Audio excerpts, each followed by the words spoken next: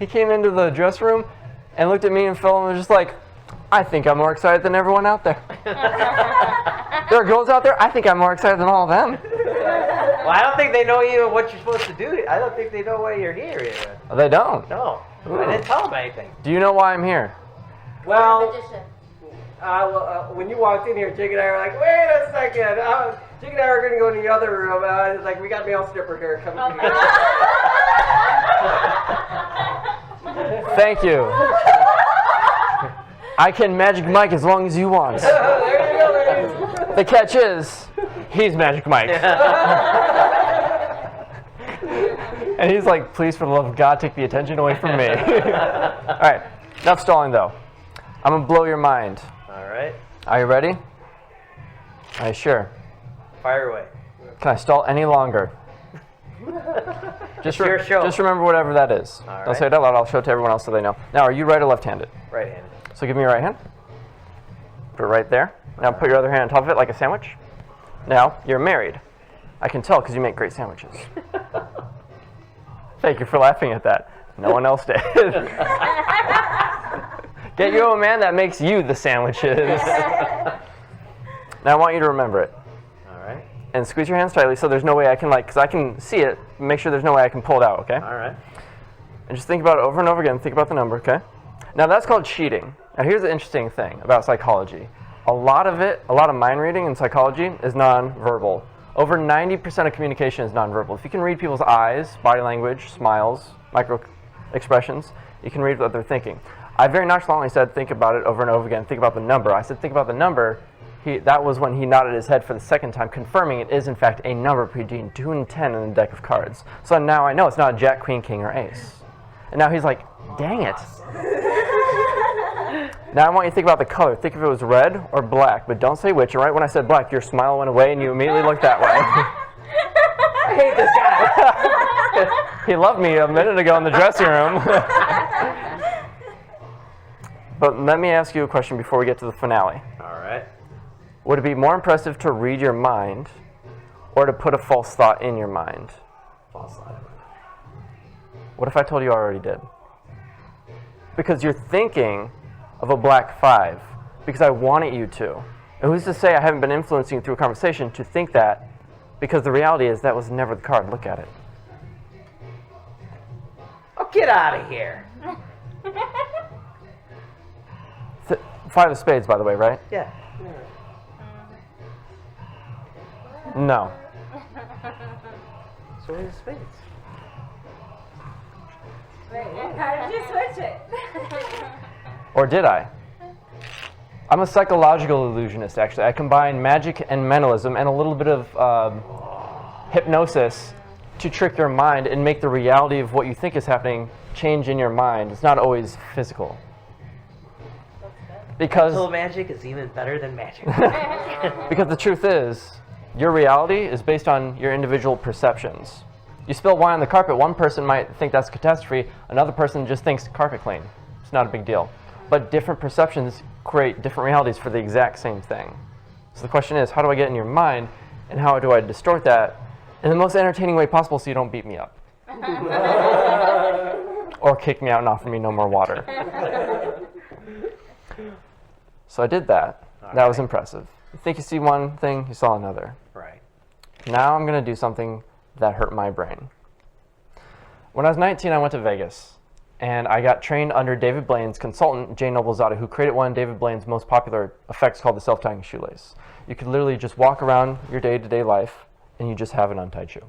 The moment someone notices it and calls you out on it, you literally just look at it, and you just shake your foot back and forth just like this. And the laces literally flop and literally visually tie themselves. And it was the biggest effect when it came out that year. And obviously David Blaine putting it on TV made it bigger. I went to high school, and I went from being the socially anxious, weird, white, pale kid that no one talked to in the corner to the head of the football team's lunch table with that one trick. Because one guy flipped out with his lunch tray. And then the vice principal came over and wanted to know what the nerdy guy was doing with the jocks. So then I untied my shoelaces and did it again. And at that point, the vice principal's assistant came over and wanted to know why I was still with the jocks and why I got the vice principal so interested. Needless to say, I meet this gentleman, the creator, Jon Wayes, in Vegas 119 in 2011. I end up becoming one of the fastest growing students in learning hypnosis. I learned how to approach people on the street in 60 seconds, how to introduce myself and hypnotize them to remove their name or any personal information I want for entertainment purposes in less than 60 seconds without ever knowing them beforehand. In doing so, I end up becoming one of the fastest growing students, and they invite me to another seminar 4 months later. Is that seminar, I kid you not, a 7-foot-tall magician in a very dapper 3-piece suit, not like me, much better, comes up to me, classic with a top hat, and literally asks me for my deck. And that's where this is inspired from. He goes through the deck, just like I'm doing now. I'm going to give you the dialogue. So I'm going to speak on your behalf as if you're me, as well as I'm going to speak on his behalf as if I'm him. So take the deck. He goes, "Can I see the deck?" "Thank you. It's my deck now." "Thank you." Little jokes. And he does the following. "Where'd you get the deck?" "Walmart," I say. And he goes, "Not bad. They have cheap decks. It's Walmart. But they're not the best quality." I'm a teenager. I don't know about quality. I'm thinking, well, I spent like $1.50 on it, so please don't ruin it. And he goes, "Did you know if you take a pinky eraser and you press it onto the ink of a card and then rub it, you can actually get the ink to disappear?" That's just how it works. Some fun fact, I did this a week later when I got home from San Diego, where I met this gentleman, and I erased half my deck with a pinky eraser. And I realized he wasn't lying. And then I turned that into a trick deck, and I made people's cards disappear within the deck, because at that point, I created my own trick deck. But he's telling me this because he wants me to know that I could get a better quality deck if I want to become a professional magician like him. And I'm thinking, this is a good quality deck. I don't need to become a professional magician. This works. He goes, "No, because this kind of deck is lesser quality." Meaning you don't even need to use a pinky eraser. You can literally blow on it, and the whole deck vanishes. The entire deck returns. Oh, come on, man.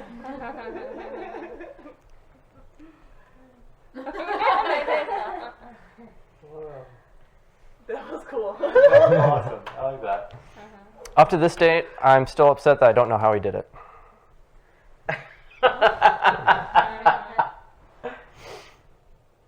I got the two guys like, wait a minute, let's poke and prod at his deck.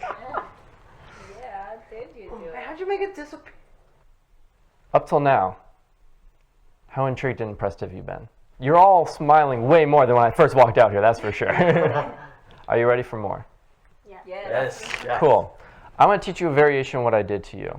So that way you can go out and kind of have crazy mind powers with family, friends, or whatnot. What I want you to do is just tap any card. That one. That one? Yeah. Cool. Just remember this. I'm going to show it to you in a second. I need you to remember the number, letter, Okay. the color, Okay. and the suit. Okay. Got it? Yep. What's your name? Lorena. Lorena? Yep. Okay. I want you to think about the number, okay? Mm-hmm. You said mm-hmm, and you nodded your head like him. That's cheating. Now I know it's a number. Thank you. You guys fall for it if I give enough time, everyone forgets the rules. But now I'm going to ask you a random question that is going to psychologically tell me what your card is. Are you ready? Mm-hmm. Inside or outside? Outside. Do you know how that tells me your card is the Five of Hearts? So you can tell I'm lying. Was your card the Five of Hearts, though? Yeah. How do you know? Exactly. So the first part is the number thing. Think about the number. You immediately nod your head just like you did right there again. And you went, mm-hmm.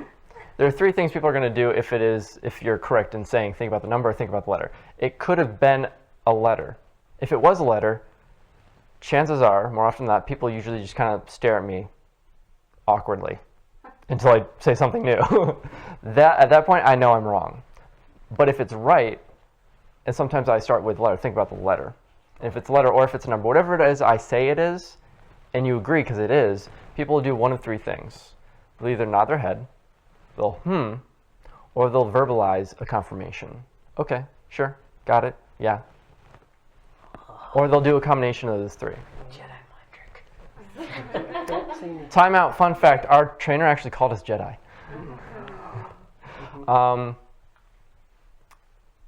And it's funny because you said you were lying for the second part.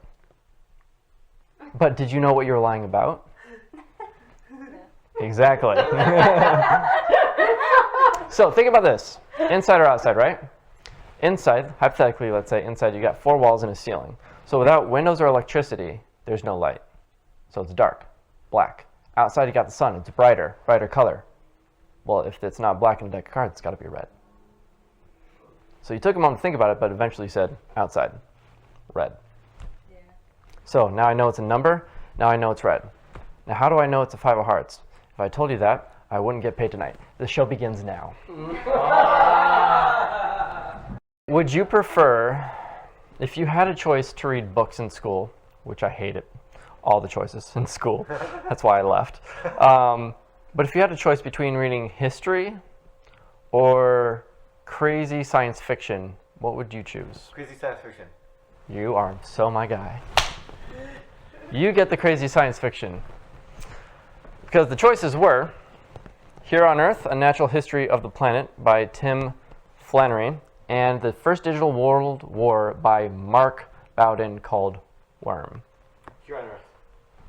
So you get that one. I want you to open up to any page right now. Any page? Any page. I'll turn around to make sure that way I can't see it. Okay. When you got a page, let me know. I'm done. Got a page. Cool. What I want you to do is look at the number of one of those pages. Okay. And then what's the number of that page? 3. So you're on page 3? Correct. What I want you to do is read the first, in your mind, don't say it out loud, but look at the first word of the first paragraph on that page and just remember what that first word is, okay? On page 3. Okay. Got it? Mm-hmm. You know, you're still open on page 3, correct? Correct. I want you to look at that first word again. Okay.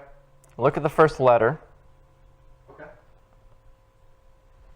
In your mind, I want you to count how many letters are in that word. Okay.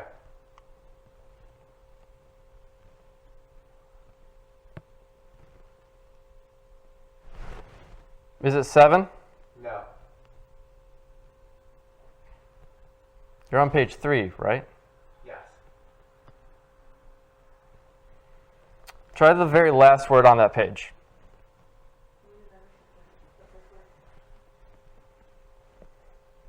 I think I messed up. Sorry about that. That's okay. It's 7 letters. I was looking at the wrong word. That's okay. Look at the very last word on that page as well. Okay, we'll get the last word. All right. Yes or no, do any of those words, the first word or the last word, do any of them represent a potential action? Unnatural gods. Like walking or running or shooting something or some sort of action. Do you know? I think one does, or one word does. Think about, look at that word. Focus on that word, okay? Okay. Focus on the first letter. Okay. Okay, that's early on in the alphabet. That first letter is early on the alphabet, correct? Correct, yes. Which means the very first letter of the second word is the second letter of the first word, correct? If that makes sense? Not really to God. So look at the second letter of the first word. Okay. That's a vowel, Yes, that's correct. I, Correct. which means that is the exact same first letter of the last word on that page. Correct. And is that first word like a plural? Like, does it end in S? No.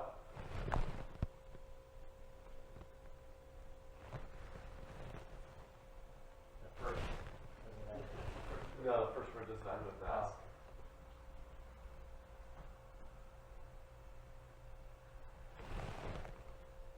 I'm going to get this wrong to some extent. The first word, though, starts with an F. Correct.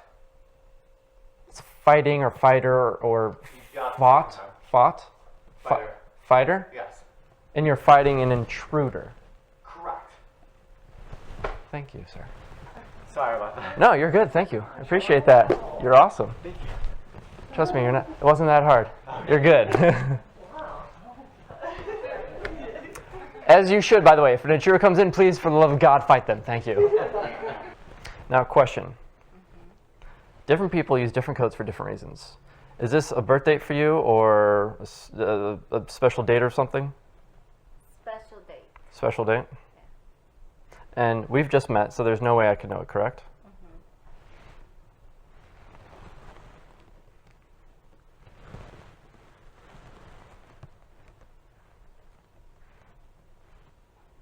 Ooh, I think I swiped the wrong way. Clear. I'm going to clear all your notifications. And how do I'm so not. I do not have an updated iPhone. Can you tell? I do not know how to get it. How do I go to the lock screen? There we go. Think about that date in your mind and what it means to you. Okay.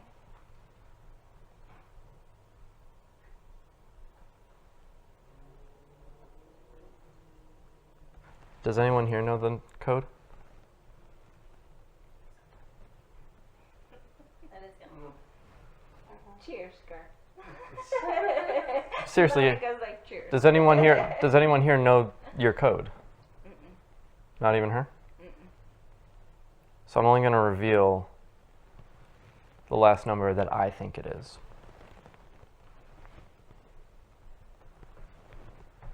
And now that I'm in your life,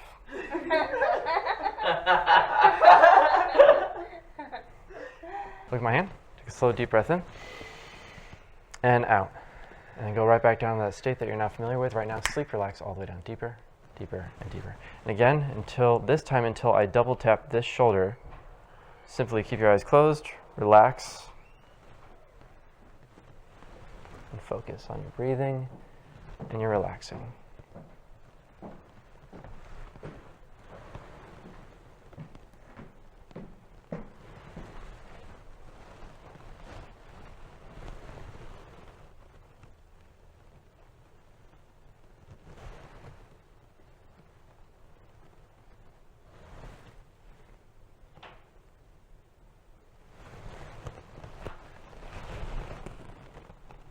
Open your eyes. Yes or no, did you feel anything this time? Something across the bridge of my nose. Yes or no? Did I ever actually physically touch him? What you felt was me taking her hair and stroking it down the bridge of her nose. Really? Yeah. What?